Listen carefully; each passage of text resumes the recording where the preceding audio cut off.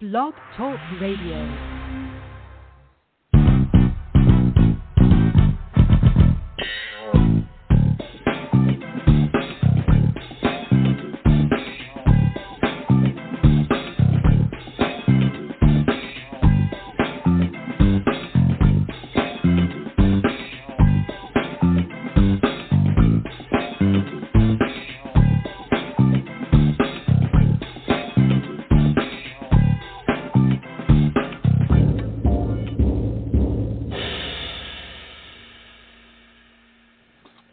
Today is Tuesday, January 25th, 2022, and this is FOXOLOGY. I am Silver Ray Fox, your host. Happy Tuesday to you and you and you and you and all of you. Well, it's almost the end of January. You know, I got that question. Are you sticking with the ideas and goals you set for yourself on January 1st? Absolutely, you say? Oh, well, I love that because I call it absolutions, not resolutions. So if you are, well, yay for you if you have stayed on point.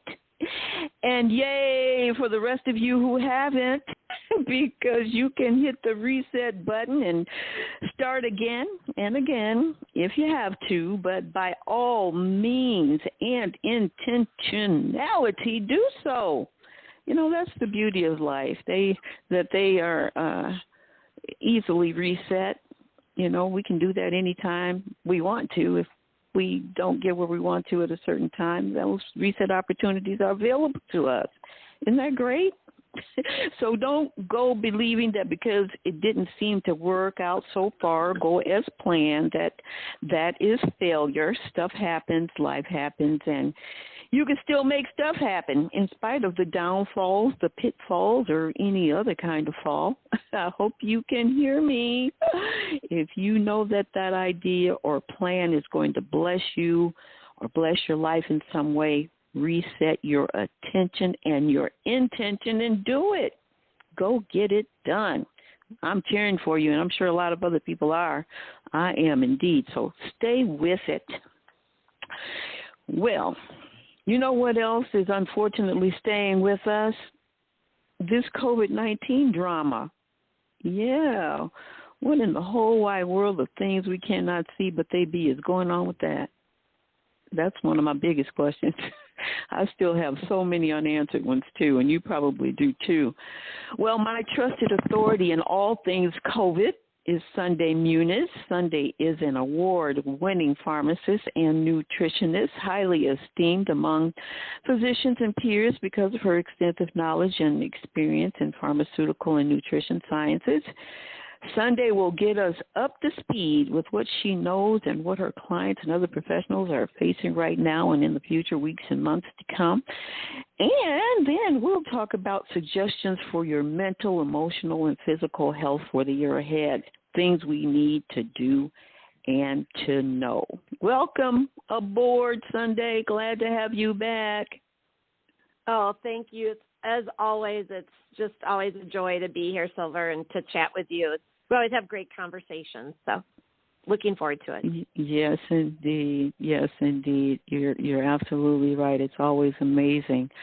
I wasn't kidding about how I still have so many questions, and I know just talking to other people, I want you to give us the facts as you know them. And I'll chime in with some questions as well that I know you are fully capable of answering for me and for everyone else. And I did put the number out there today in case anybody else did have some concerns or questions that don't come up during this early conversation. But I'm just going to kind of turn the stage over to you for a few minutes and let you tell us, you're living in the pharmaceutical environment every day, and you're coming in contact with people who have COVID. You're coming in contact with physicians and people who seek out your expertise and how to handle many of the situations with them. And so let me just turn it over to you, and you get us up to speed with some facts and things that are going on in your world. Sure, absolutely. Well, it's we've kind of come, full circle at this point, I guess, where initially we were like, all right, here it is, be safe, that type of thing. And now we're coming around and going, okay, how do we live with this?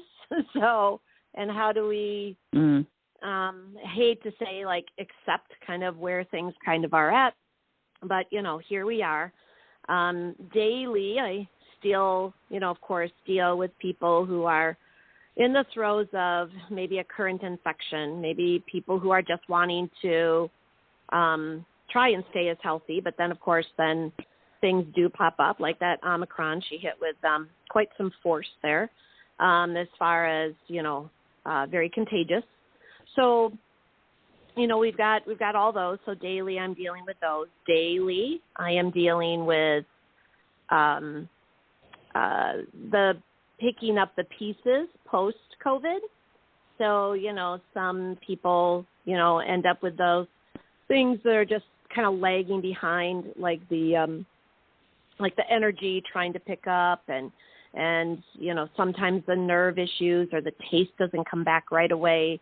Taste and smell are still kind of off kilter, so some of those kind of things may be still lagging. And then I've got even some super long haulers are really intense where, as an example, I've got a couple that are in a rehab facility right now, actually husband and wife that are rehabbing and now coming along very great because we were finally able to add in some very needed things to their recovery, which we weren't able to do that until they were in a place where they were able to access some other complementary alternative and herbal care, which really, really, really holds a lot of positive things for those people who are just trying to recover.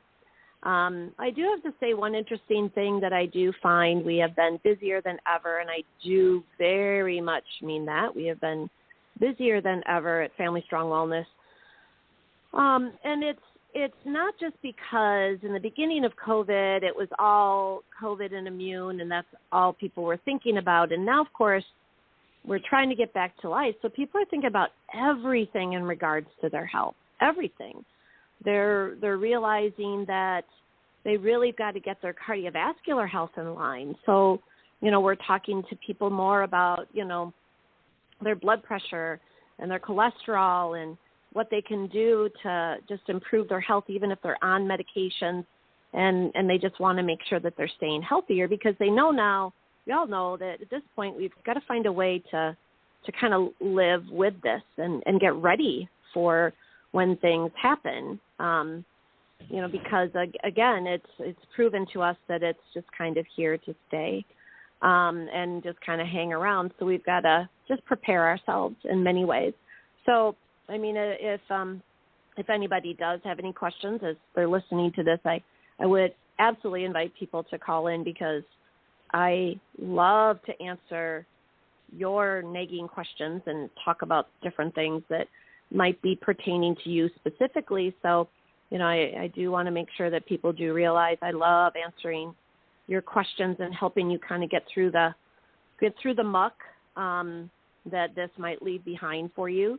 So if you're still kind of struggling, definitely we can talk about that. But, I've said from the beginning that, this, from the time this all started, from the first time I started reading about the virus and what it was going to be and, what it was looking like. And immediately I was just like, well, there's no running from this guy. This one's going to find you. Mm-hmm. It's just that contagious. So it was going to, and it's kind of progressing like we do see a lot of viruses where they become more contagious, less deadly as they start moving through older or, newer variants as they come in. That's always where you hope that they're going to go.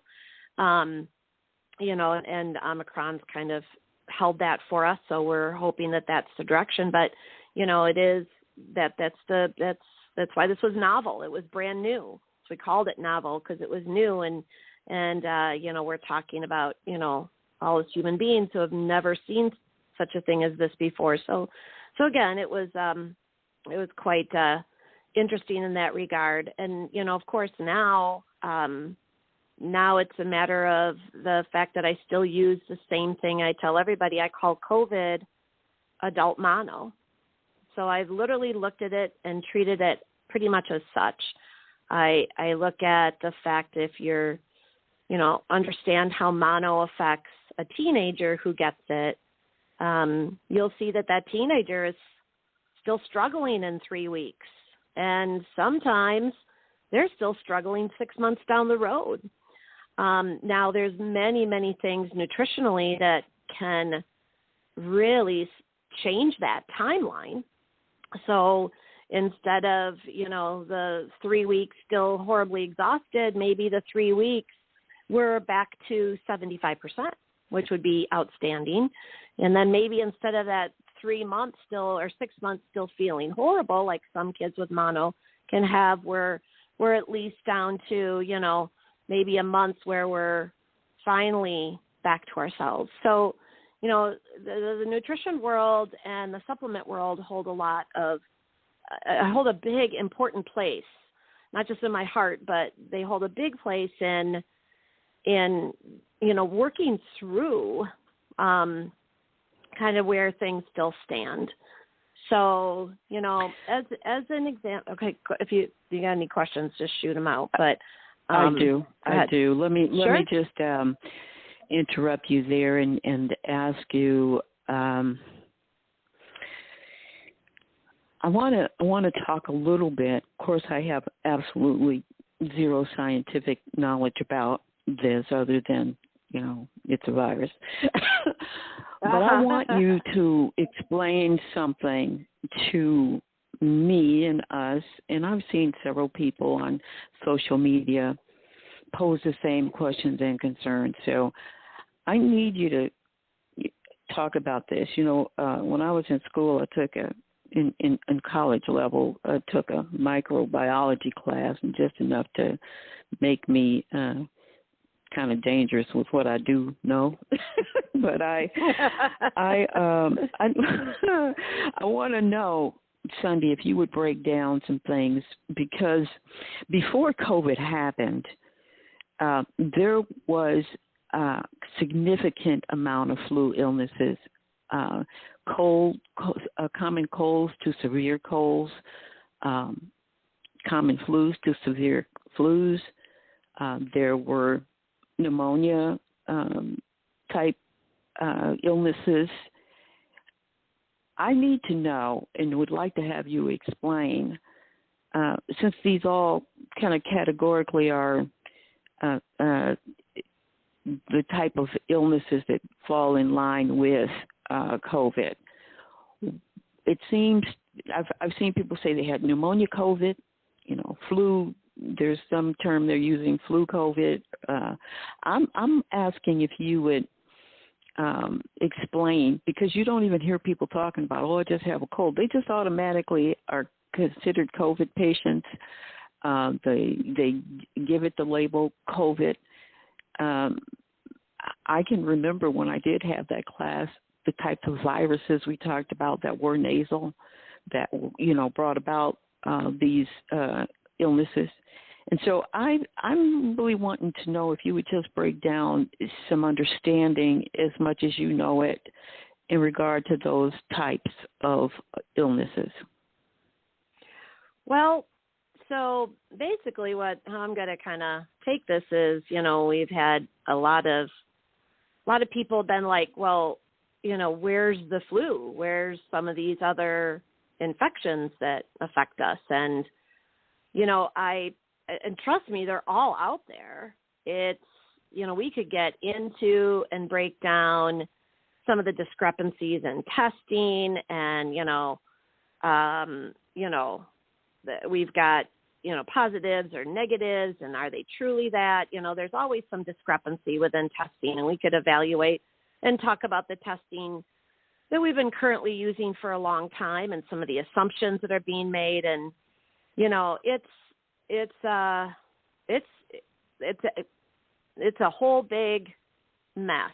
And short of me going into certain amount of maybe some of my theories on what's happening, but you have to understand in science, we start everything with a theory, and then we have to test that theory, and we have to watch and see, and within those theories, it takes time to understand what's kind of coming forward.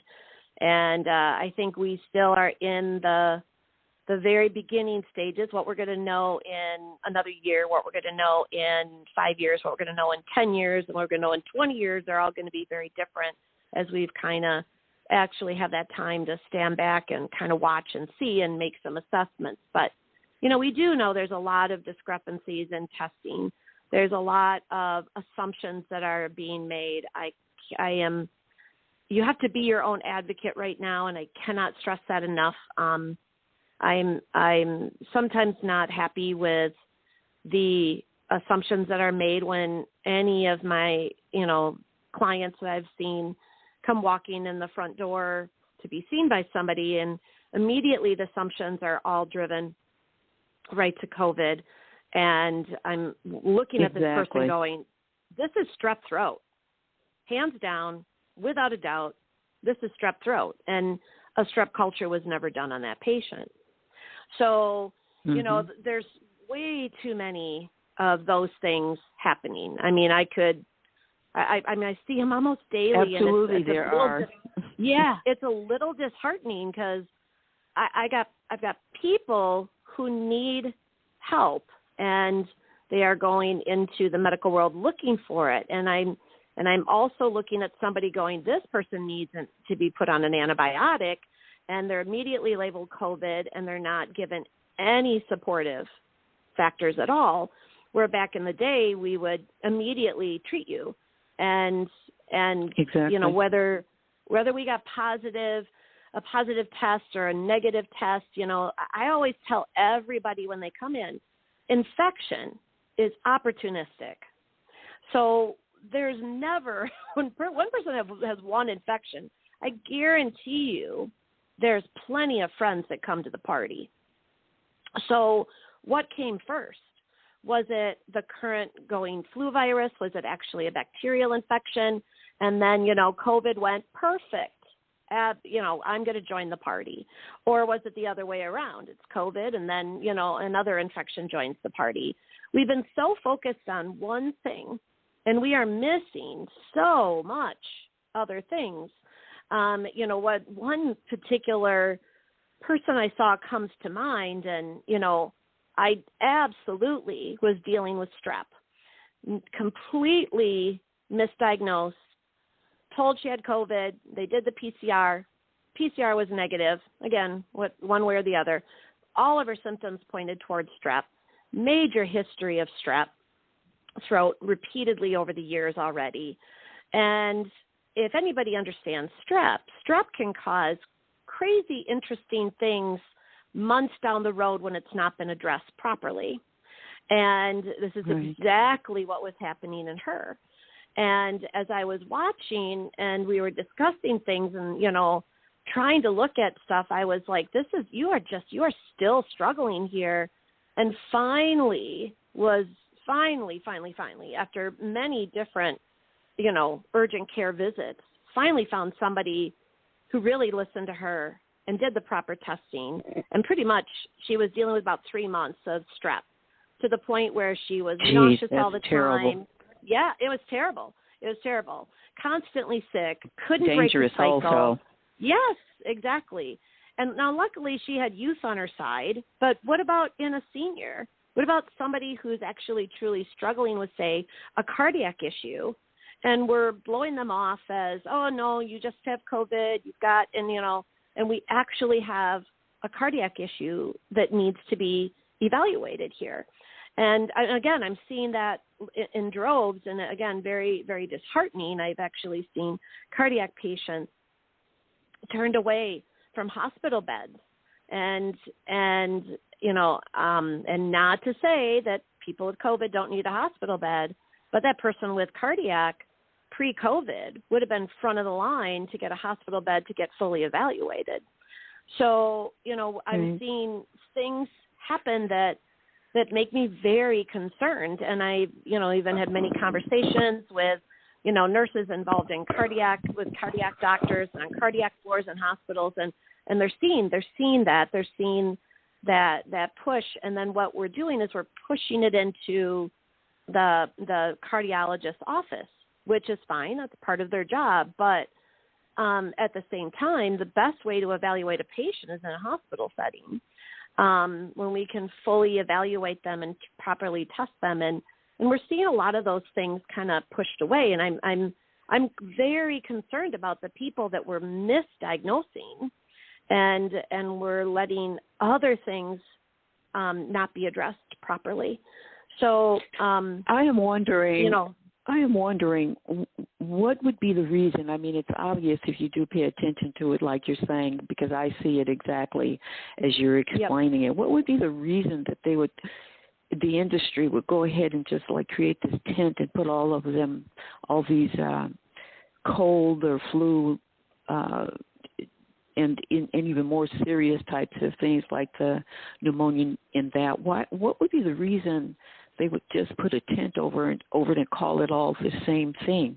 I mean, it like you said, that to me, maybe that, and I say this with careful caution, but if people had been misdiagnosed, and based on what you just said too, and particularly, we lost a lot of seniors when this first started. If there was a misdiagnosis about it, that in itself, that could be that there could be a correlation as far as that goes. I don't know. Well, I'm just, again, I do a lot of thinking about things, and something this serious I typically do, because I think it's important that we have an absolute truth of understanding about what's going on, because anybody now that catches a cold, the normal colds that we've been used to, and typically during cold and flu season, a lot of us, when we've had the flu, we know that we have to stay home for several days and rest and drink lots of fluids. That's what was told to us. It was never all of a sudden you are in the hospital now and on a respirator. It's just, it's just something that I really believe should be processed in our thinking. I know people who are literally terrified about the element of this COVID and Omicron, and they don't talk about Delta too much anymore, but terrified, just literally terrified. I was at the post office last week, Friday, and the woman in front of me said she had not been out of her house in 2 years. That was the first day she had been out of her house in 2 years. Oh, my goodness. I thought, man, you know what? I know. Yeah. First day out. And, staying at home during the lockdown was really difficult for me, but I couldn't imagine what it would be like to never leave and go outside, because I'm terrified that as soon as I get outside, this thing is chasing me to get me, to kill me, we're laughing about it, but that's the how people are thinking that it's looming, it's right there, it's got this mindset, and it's ready to attack you and take you down. And I guess I kind of, I can't minimize the loss of life, but the tolls before COVID, lots of people were losing their lives, unfortunately, due to similar types of symptoms. Lots of them were. But now it has these scary names, and we're just ill at ease all the time because of it. And I guess one of the things I like talking to you about it is because I think, of course, treatment needs to be sought. And, of course, diagnosis is critical, that's done right, as you just explained. But I want us to get back to being thinking people about what we do once we do start coughing or having the symptoms or whatever, to ask, like when people are diagnosed with cancer or something, they typically get 2 or 3 opinions. If everybody's going to tell you that you have COVID instead of strep or whatever the case may be, that's problematic. Because we already know, it's like we totally forgot that before this, we all got colds and flu and stuff and things going on like that. It's like we totally erased that. We are from our thinking, and I think we need to get back to being thinking people about what's going on, not necessarily for everybody, but if it happens to you, definitely, find out the accuracy of what's happening with your body, and get the right treatment. But right now, we're kind of we are very vulnerable to whatever is being said and told to us, to an extreme. And again, I don't minimize it. I know people are sick. I know people have lost their loved ones, and I know how difficult all of that is. But I do think we have to realize that maybe there's a newness, but maybe there isn't. Maybe there isn't really. So I think that's a real thing to think about. So anyway, I appreciate your feedback, and anything else you want to add right now before we shift. Sure. Yeah. I want to be able to keep talking about this. So, I don't want to, I'm with you. I don't want to, anybody to think that, we're off in the wrong direction. We shouldn't be talking as we're talking. When it comes to all of this, you have to understand that every single day you're exposed to myriads of different things that are literally infection. Every single day. It is your body's job to deal with it. Every single day you are making cancerous cells. It is your body's job to deal with it. So it is how we are made, and we have moved so far away. In fact, I have wanted to write a book for so long, and I finally put the first few paragraphs down on paper, which makes me very happy because I've never knew what I wanted to write. Wonderful. I know what I want to write now. Yep.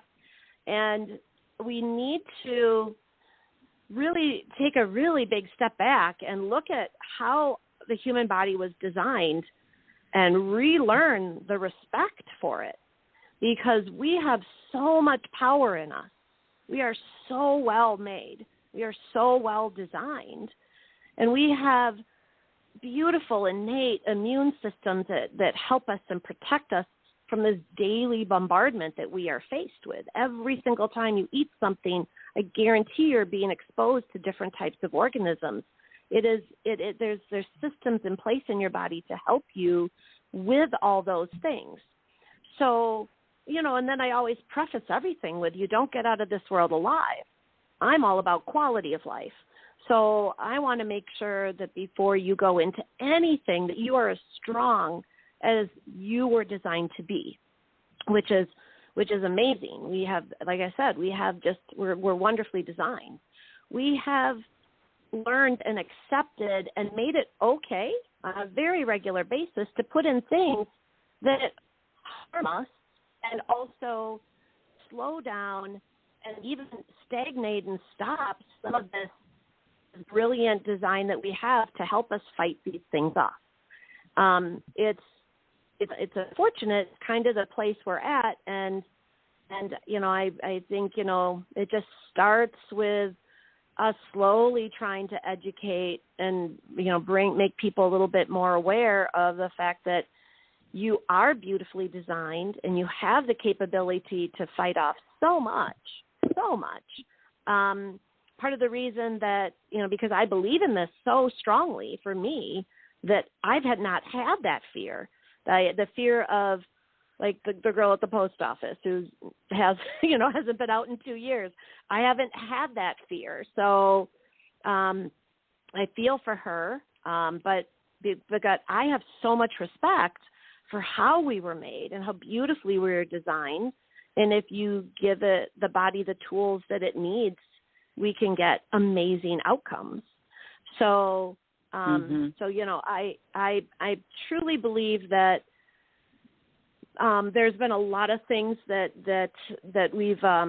we've let drive this. We've let fear drive this. We've let the pharmaceutical world drive this, which I don't believe should be, because that's not their place. I think true down to earth, frontline, healthcare people are those ones that you should really be, have more of the control and the power. And we've made this so universal, and I just don't believe in that. I believe that everybody's an individual.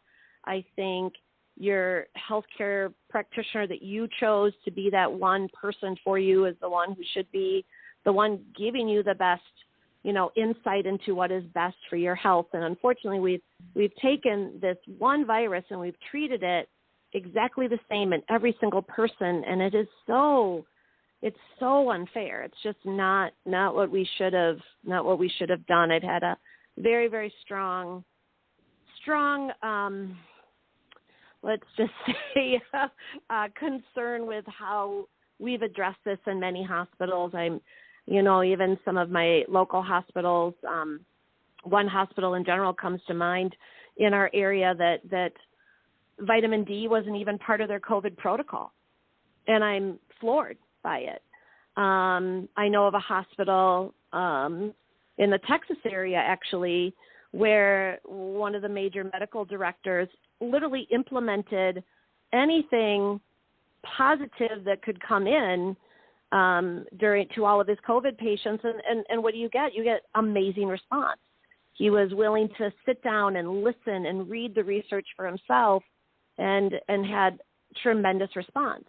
But when we've got research out there showing how important something as simple as high levels of vitamin D going into a COVID situation are, and when I've got a hospital that won't implement it, I'm terrified for people. I'm very concerned because, these are approaches that work. We know how amazing melatonin is in a COVID situation. And I use 20 milligrams of COVID a day in a COVID patient, and I'm on the low end. There's some docs out there that are going 50 to 60 milligrams.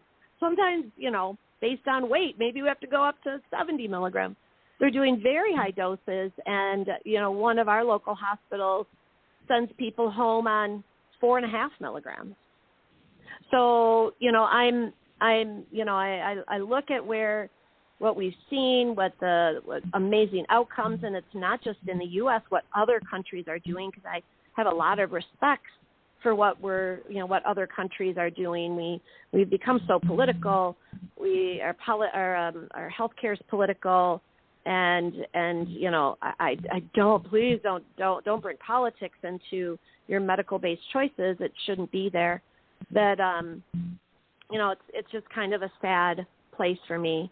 Now, I had mentioned I had a couple, husband and wife, that are rehabbing, and I've had the pleasure of chatting with their daughter here now. And as soon as the rehab facility came into place, because when they were in the hospital, there was no advocate besides over the phone. So you can't be there, you can't see them, you can't be there to help those people. And once she was able to be with her parents in the rehab facility, and she's there 8 hours a day, just really making sure that, they're recovering, and she came in, we worked up a different plan for mom versus dad, because there's different things going on.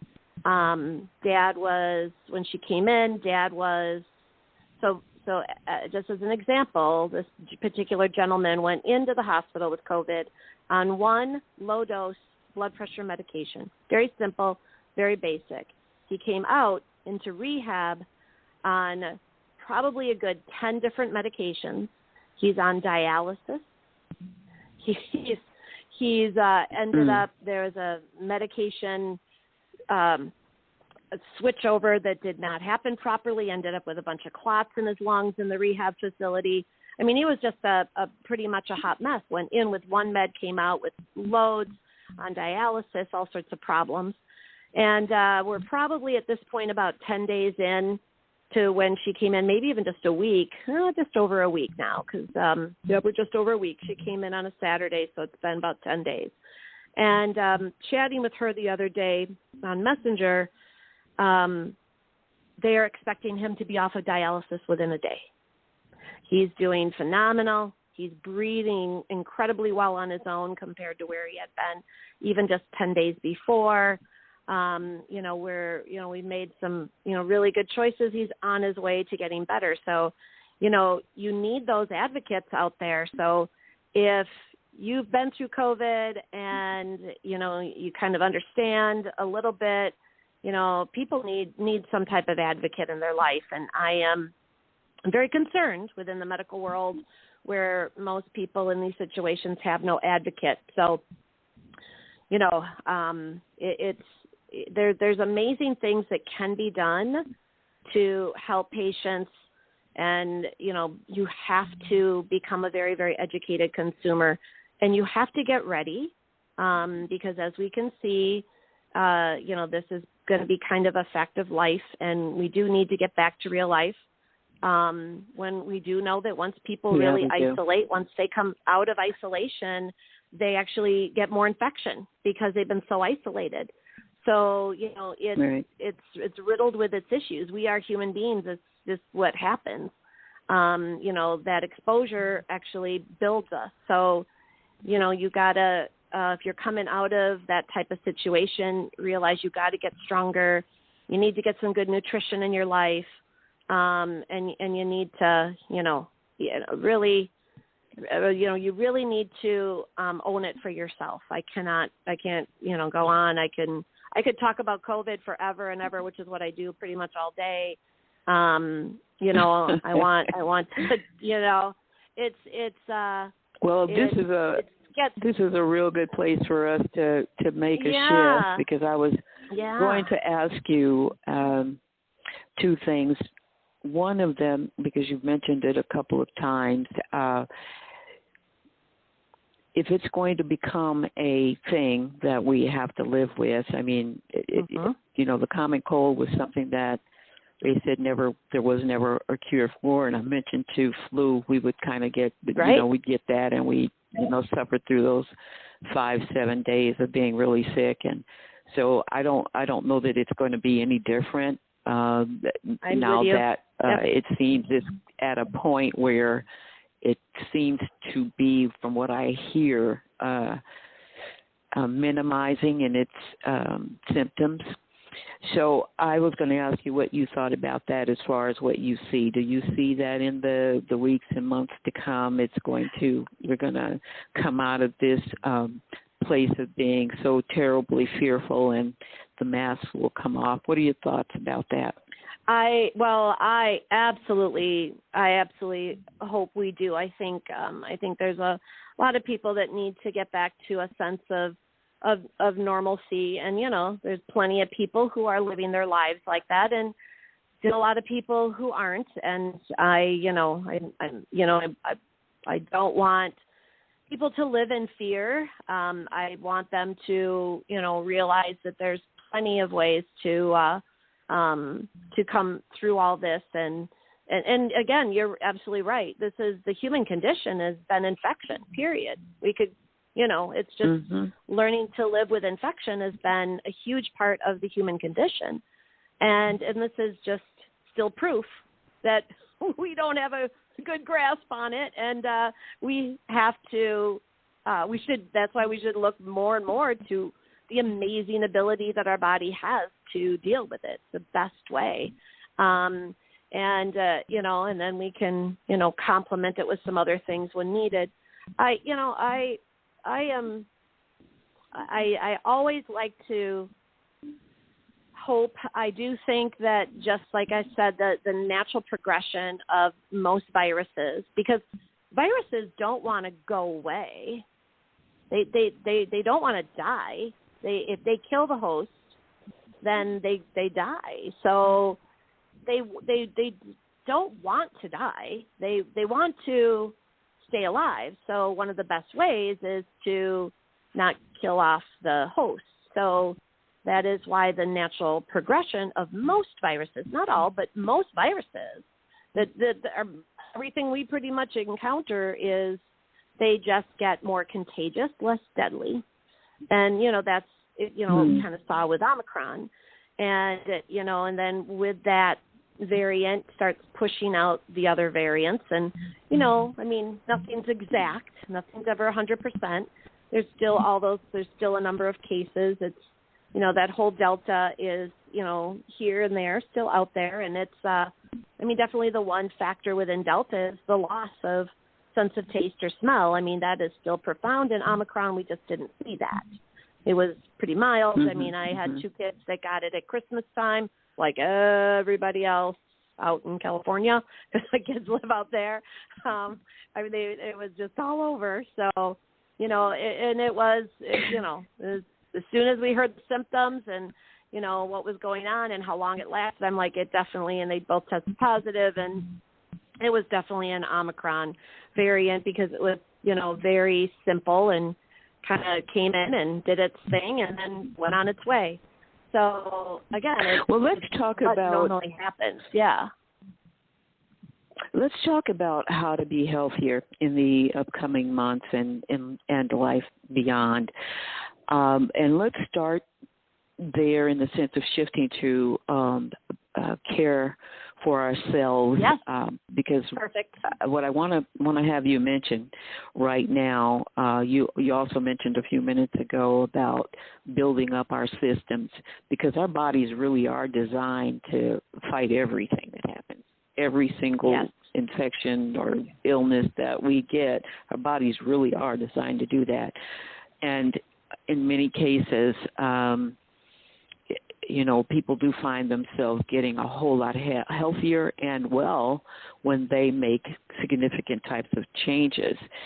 And I don't think I don't know, you'd have to speak to this. I don't know if you're ever too old to start using supplements that build your resistance, but I believe in them. I take supplements every single day. I take vitamin D3 every single day, take a multi every single day, and a couple of other things that I know that as a senior female that keep me strong and moving.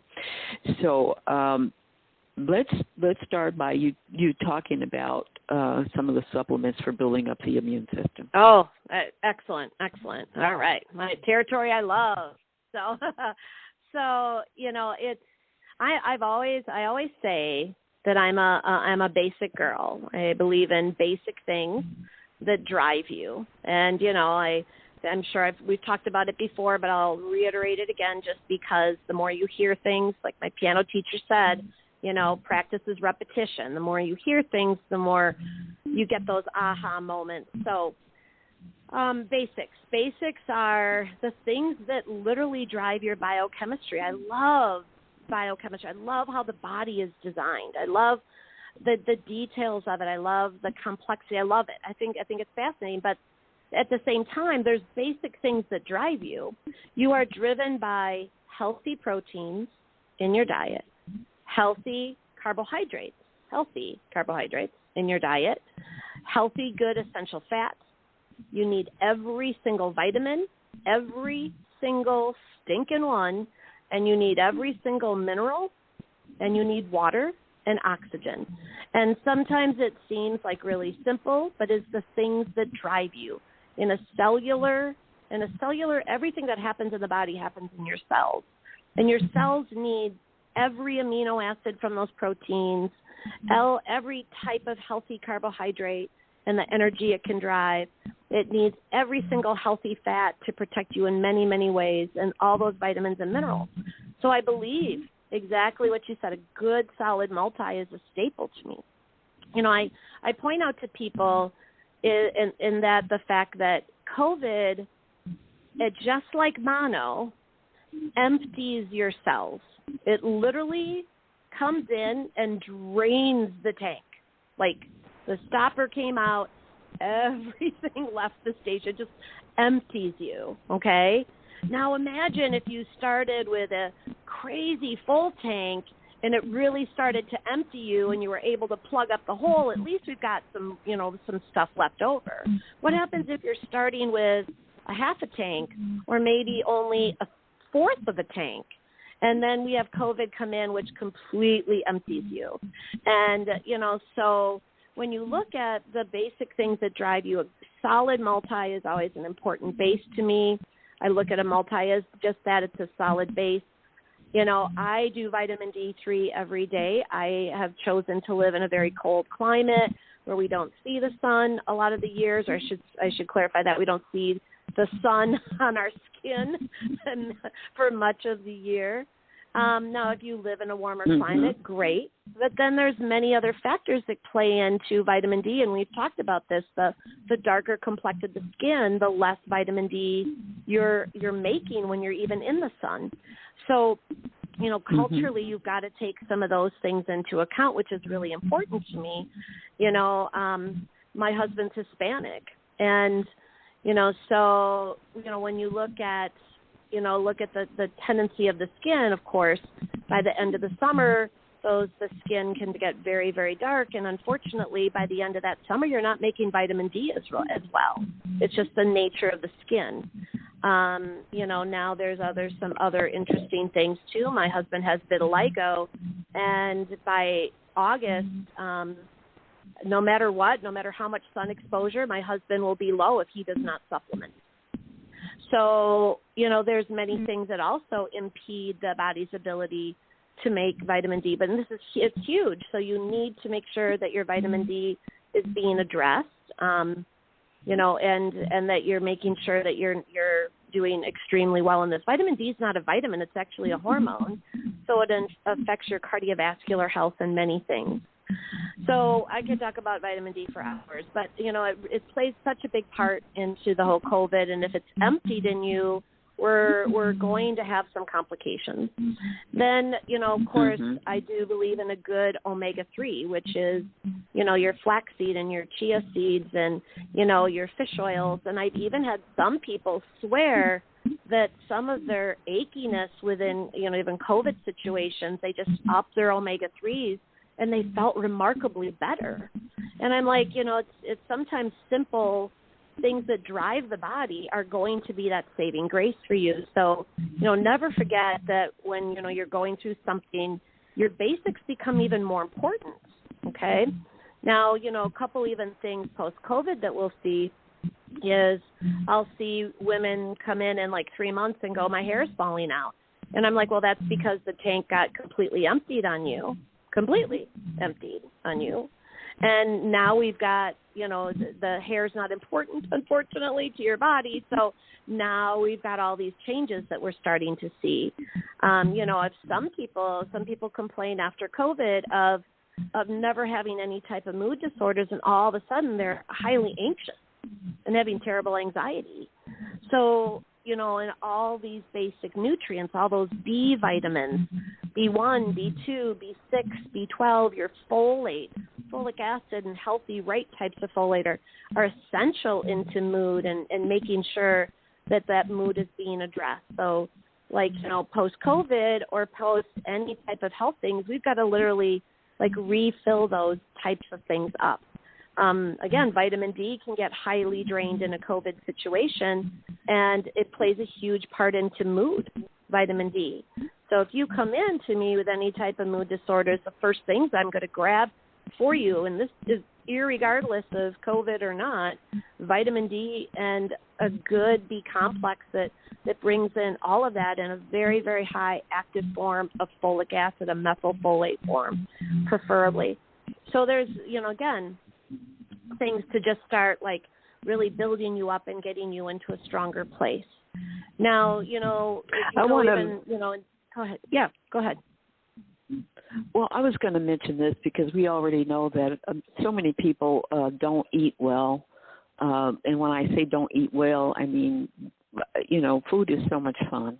Food is, my granddaughter said the other day, food is entertainment, and it really is, all of it. It is. So yes, it is. Indeed, it is. And we don't always make the right choices as far as the things that are great for our health, and I get it, because there are just things that are so wonderful to eat. We just don't. My question is, can the supplements still benefit us if we don't have a quality diet? Can those supplements still play a good role in us optimizing our health? Well, I believe yes. I mean, as much as I definitely want you to, make some choices and get some fruits and vegetables in your diet and in healthy ways and tasteful ways, of course I do. And it's not to say that, but yes. I mean, I point out to people all the time, we've allowed what has happened to our food supply. We could do a whole show on the American food supply. And we'd be mortified at what we've allowed to happen to our food supply.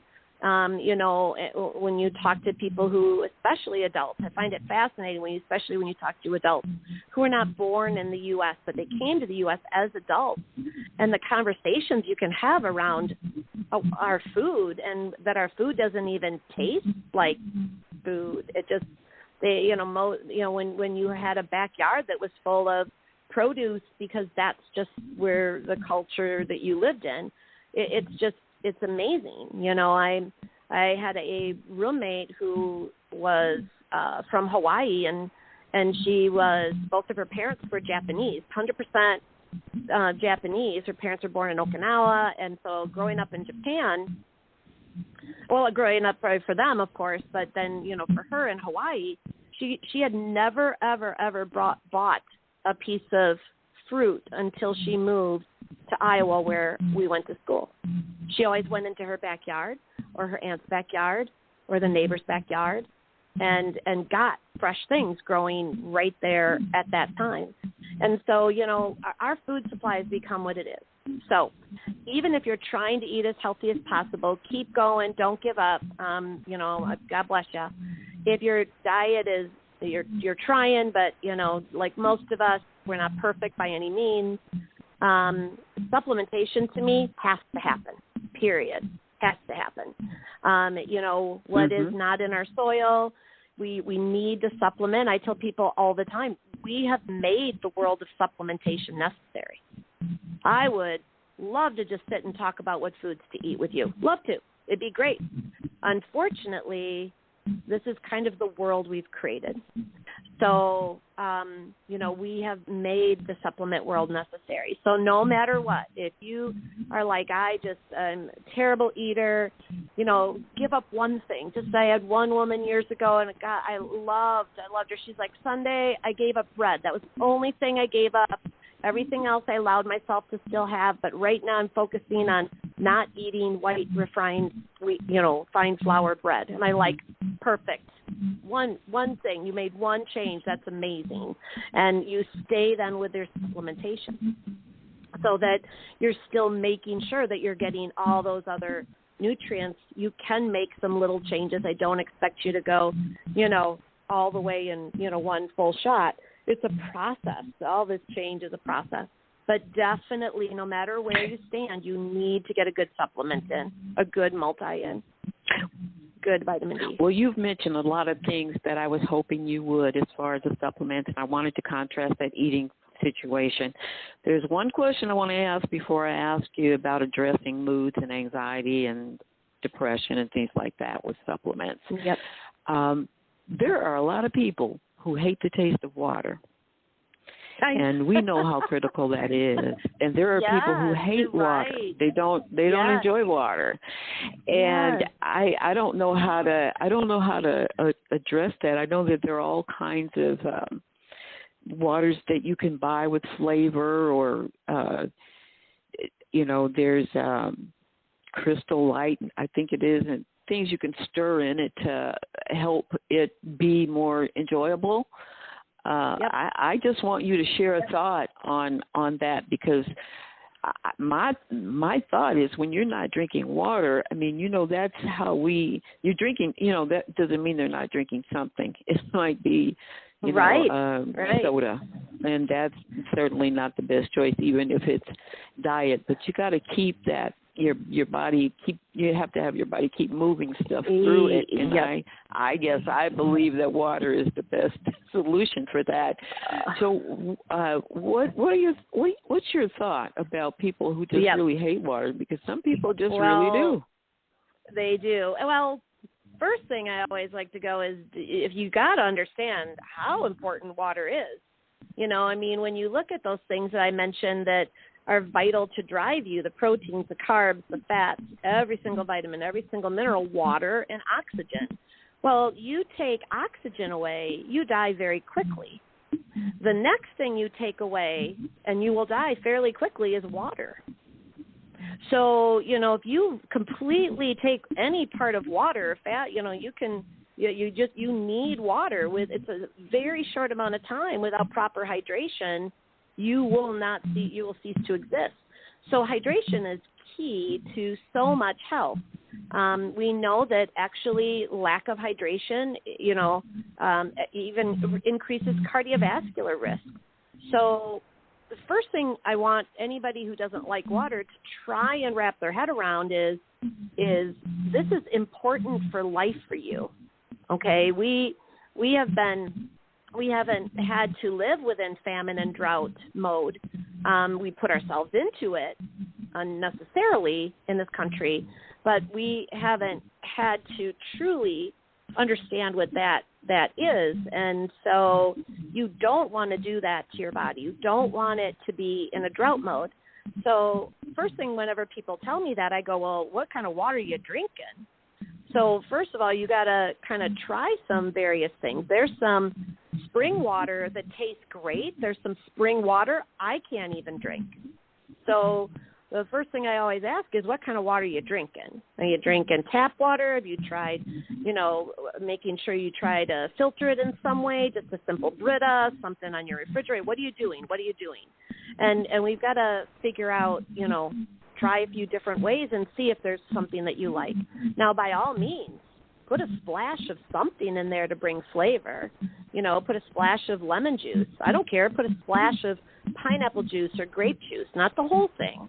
I want you to make sure that majority of it is the water. I tell all my people that when you wake up in the morning, you are crazy thirsty. If you are somebody who does not feed that thirst first thing in the morning, your body will stop asking you for water. You need to get up, go to that kitchen, pour that glass of water, and I'm not talking a little glass. I want 16 ounces of water. I do 20, and I want you to drink that. Mm-hmm. If you start getting that practice in play, you would be amazed at how your body starts asking you for water, and maybe your little mindset on water will start to change. But we know that actually starts the digestive system to start activating it. Now it's like, now you're awake, you're active. We got to start getting this digestive system going, because before we know it, food will be coming in. It literally makes sure all of this happens in proper fashion. So you wake up, you drink that water. It's imperative, just simple stuff in life that can take you quite far, actually. It's just a simple water in the morning. Yeah. And then from there, well, I know. Go ahead. Go ahead. Well, I was saying you go ahead. Yeah. Okay. Oh, sorry. So, when it comes to water, I have a water equation, and there's all sorts of fancy equations out there, but, the simplicity of this one is just the brilliance of it is, just your weight divided in half. and that's how many ounces of water you should drink a day. So, you know, when you look at the fact that 8-ounce glasses is a 128-pound person, I never understood how that amount of water could be correct for a 100-pound woman or a 250-pound man. That doesn't, it's illogical, all right? You know, the amount of water that an athlete, a professional athlete, has to consume would pretty much floor most people at how much water that professional athlete needs to consume to stay active. Just a small drop, just a 1 or 2 percentage point drop in hydration for that athlete can mean the difference between the gold medal and not even finishing the race. That is how incredibly important that hydration is to keep energy going in your body. So, you know, it's you know, you don't have to break the bank to get into a healthier place. You don't have to walk into, your neighborhood vitamin store, and spend a lot. You can literally focus on those basics. Get that water going every single day. Try to get the sugars down. Please, please, please. Try to keep sugar down. And if you do, don't eat the whole box. Eat a couple things, and that's it. That's all you get. And then, get a good vitamin and mineral, some vitamin D in. You can start very simple and, and basic. And, we've talked, this whole time with COVID, we've talked about zinc. We've talked about, vitamin C. We've talked about things like quercetin. You've probably heard all these terms, NAC, all these things that there's brilliant things out there. I'm a huge turmeric curcumin fan, boswellia, because of the anti-inflammatory properties, and COVID just inflames you.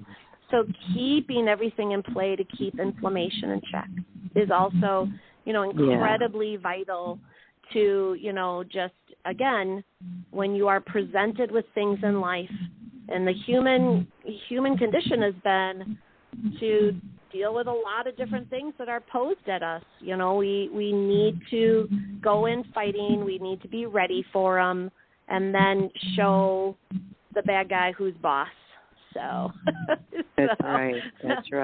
Well, listen, I know that probably the way I put this out there, by living healthier in 2022, it was going to sound like a eat right and exercise show, but I kind of live by a principle that, get wisdom and get an understanding, and that's why I go a little bit deeper into what we need to be doing for our health than that. Not that, eating right and exercise isn't to the point, but I think it's really important for us to understand. That's why your shows are so good, Silver. Yes. But I want people to understand that it's a process, and it's, these machines that we're living in, they're so awesome, and if we take care of them right and well, typically they're going to take really good care of our life from day to day as well.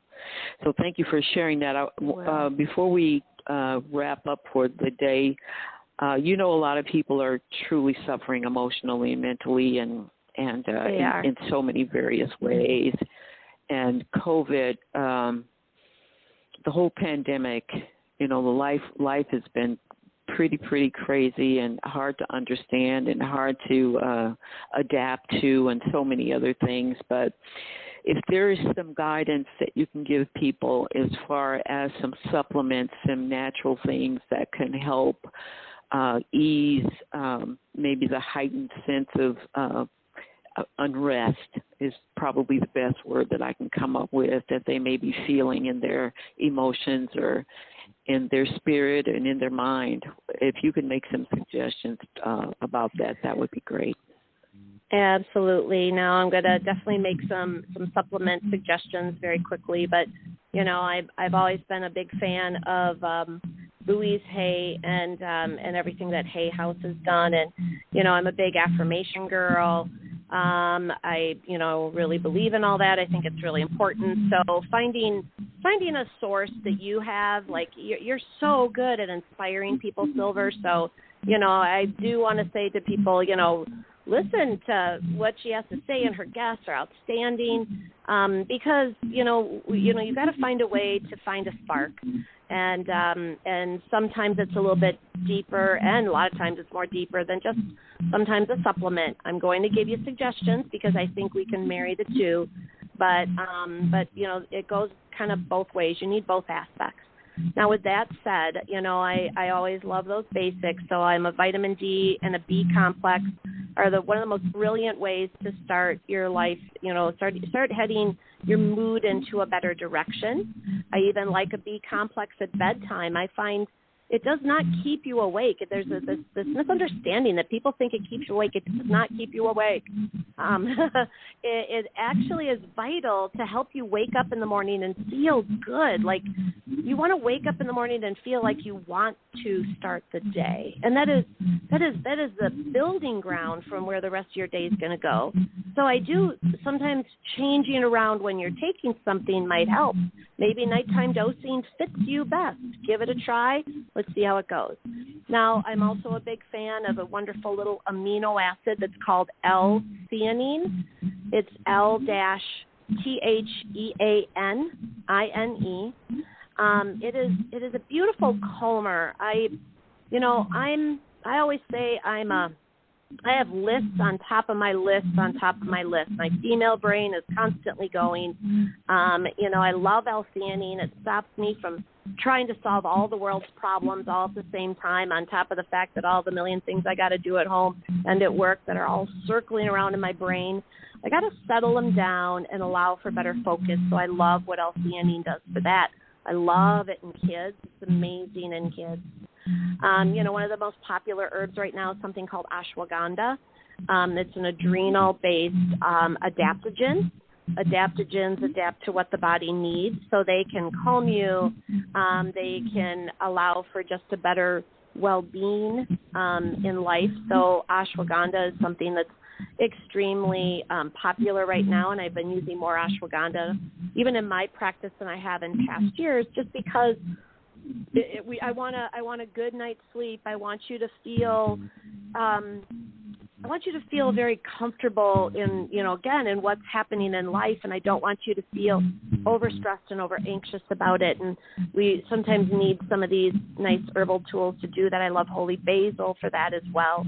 Again, another great herb that just can kind of calm you and just help you cope with things a little bit better.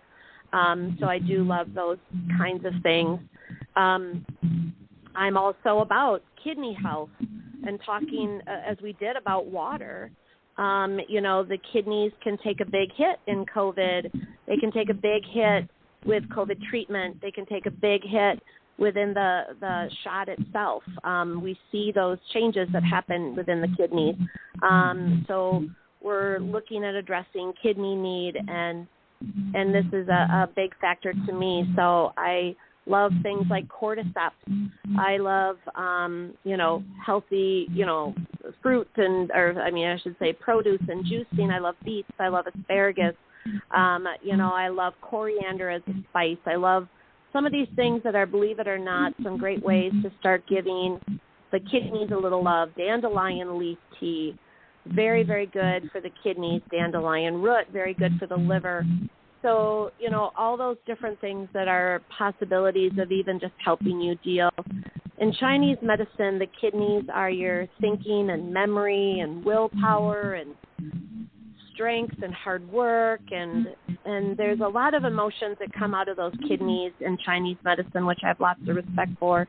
So again, healthy kidneys and even things like ashwagandha can even maybe start a little help, but there's plenty of options out there that might be that thing for you, and then you marry them to some great spiritual work and some great mind and body work, and you start learning how to breathe properly. I'm a huge breather, so I literally breathe before I go to bed. I do my deep breathing. As soon as I wake up.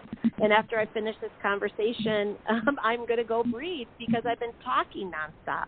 So there's important, all those pieces become very important to me, and there's so many amazing tools that exist to just be frozen in fear and not know what to do. I want you to relax knowing that there are tools out there. The world holds beautiful tools.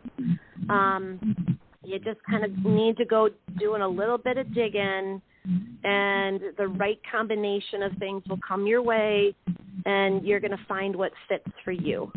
So with that end. That's great. Well, you know how much I appreciate you, and I always have goals when I do these shows.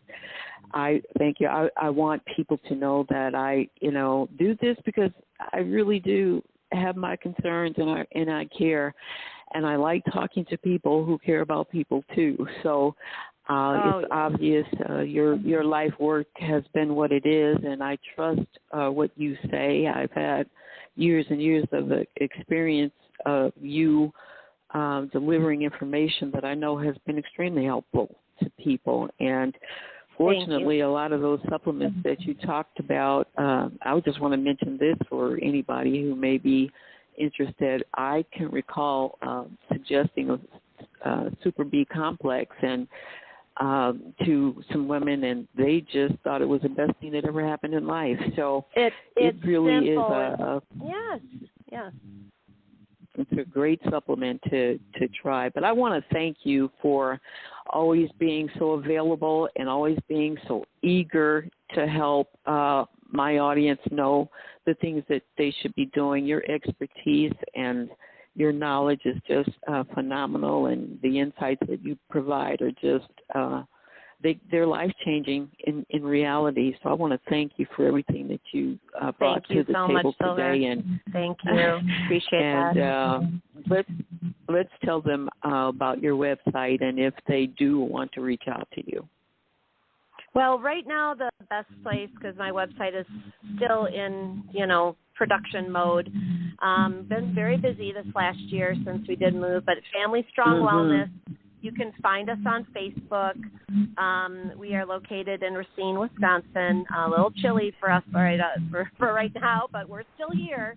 If you have questions, I take messages on, Facebook all the time. I want to, kind of help guide you a little bit. So if there's anything you need to throw past us, I'd be happy to answer some questions, just on a, individual basis. That'd be more than I just want to make sure that people feel that they've got to research. If you don't have a really, really good advocate in your life, it's important to find somebody that you can conversate with and talk back and forth with. I've talked to many people through some COVID. I've talked many people through heart issues. I've talked many people through cancer. I've talked many people through a lot of things. There's so please feel free to reach out at Family Strong Wellness. So. Well, thank you once again, and you keep up the great work. I'll certainly be back in touch in at least a couple of months, so to see what's going on, and hopefully we'll be gaining ground with this whole thing and getting life back to normal. So I hope you enjoy the rest of your day, and I'll look forward to talking to you again when we do. I will. Sounds great, Silver. Thank you so much. All right. God bless you. Thank you. Thank you. And I want to thank all of you as well for hanging in there with me today. I love bringing you info that I think is going to in any way make life happier, healthier, better for you. So thank you for taking the time to listen. And I trust that there was some information that was shared that really is going to help you live healthier in 2022. As I said, I know it may have been a little bit deeper than you had anticipated, but sometimes, when we're in these times, I think deeper is better. So I do hope that you have some great takeaways from the conversation that you had today. And listen, before I let you go, I want to tell you about a few things that are going on. Remind you that I have a couple of books on Amazon. One of them is What is Faith? And it's filled with some blurbs and quips and short stories that will motivate you toward a greater sense of faith in your life, and don't we all need that? And then there's Stay in the Ring, and it's Oh, a fun book that I wrote. I mentioned to someone that interviewed me, I had fun reading that book myself. So I hope that you'll get a copy of that. And it's meant to inspire you to never give up, because you really don't have to. Things in life will make us feel like we are really out for the count, but in most cases we're really not. So I hope that that message is loved and appreciated as much as I loved writing that book. And they're both on Amazon, Stay in the Ring and What is Faith. Make sure that you put if you do it in search, that you put my name with it, because I believe there are other authors out there with titles that are the same. So, and also recently I put together a motivational, an audio 18 minutes of Stay in the Ring that some parts of it were taken from the book, but it's not the book. It is different. There were a couple of things that I mentioned in the audio, but it's meant to inspire, and I know that it does. So if you want to get that, you can get that on my Facebook page. You will see that it's there. If you scroll that, it'll say that it's there, or you can go to silverrayfox.com, and it's right there on the front page of my site, silverrayfox.com. I also have another a daily inspiration. It's Faith is How We Live.blogspot.com. Faith is How We Live.blogspot.com, and it's just daily thoughts of inspiration that I think you enjoy as well. So with that being said, I'm going to wrap it up for the day. And again, I just want to remind you, if you kind of, falling flat on your resolutions, get absolutions in place and keep it going. Do a reset, because you know what? Because we can. So I will look forward to talking to you again soon. I'll have some things coming up in the future that I know you will enjoy. So just keep your eyes open for that. In the meantime, I hope you have the most amazing day.